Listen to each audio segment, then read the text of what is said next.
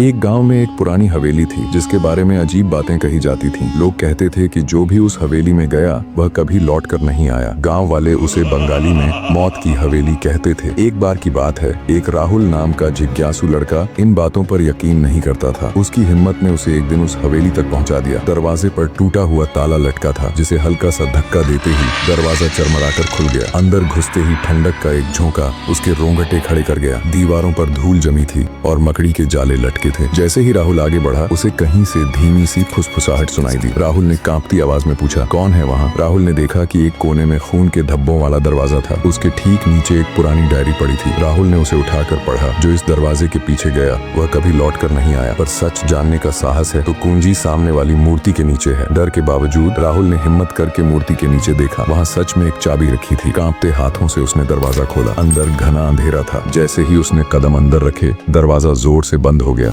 राहुल ने खुद को एक छोटे से कमरे में पाया, जिसकी दीवार पर बंगाली में कुछ लिखा था, अगर बचना है तो सही दरवाजा चुनो, सिर्फ एक ही सुरक्षित है। उसके सामने 3 दरवाजे थे। पहले दरवाजे पर आग की छवि बनी थी, दूसरे पर पानी की लहरें थीं, तीसरे पर एक बड़ा ताला बना हुआ था। राहुल को डायरी का एक और पन्ना याद आया, जिस पर लिखा था, जिस दरवाजे पर ताला है वहीं से बचाव है, क्योंकि असली खतरे हमेशा छुपे होते हैं। राहुल ने ताले वाला दरवाजा खोला और बाहर की ताजी हवा महसूस कर राहत की सांस ली।